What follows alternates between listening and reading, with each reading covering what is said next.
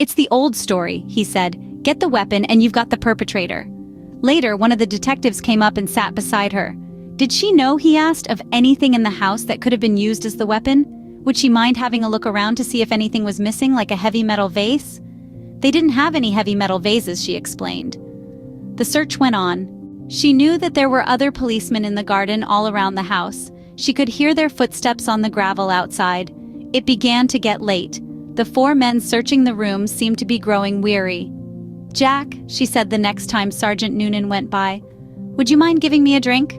"Sure, I'll give you a drink. You mean this whiskey?" "Yes, please, but just a small one. It might make me feel better." He handed her the glass. "Why don't you have one yourself?" she said. "You must be awfully tired." "Well," he answered, "it's not strictly allowed, but I might take just a drop to keep me going."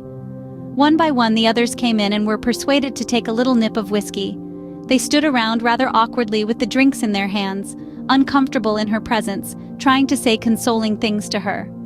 Sergeant Noonan wandered into the kitchen and said, "You know that oven of yours is still on, and the meat is still inside."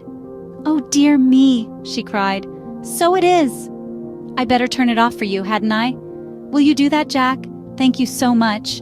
When the sergeant returned the second time, she looked at him with her large, dark, tearful eyes.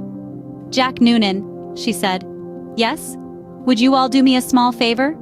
"We can try, Mrs. Maloney." "Well," she said, "here you all are, good friends of dear Patrick's, helping to catch the man who killed him. You must be terribly hungry, and I know Patrick would never forgive me. God bless his soul if I allowed you to remain in his house without offering you hospitality. Why don't you eat up that lamb that's in the oven?" "Wouldn't dream of it," he said. "Please," she begged. "Personally, I couldn't touch it. It'd be a favor to me if you'd eat it up." There was hesitation among the policemen, but they were clearly hungry, and they were persuaded to help themselves. The woman stayed where she was, listening to them speaking, their voices thick and sloppy because their mouths were full of meat. "She wants us to finish it. She said so. Be doing her a favor." "Okay then, give me some more." "That's the hell of a big club the gut must have used to hit poor Patrick," one of them was saying. "The doc says his skull was smashed all to pieces just like from a sledgehammer. That's why it ought to be easy to find. Whoever done it, they're not going to be carrying a thing like that around with them longer than they need." One of them belched. "Personally, I think it's on the premises. Probably right under our very noses." And in the other room, Mary Maloney began to giggle.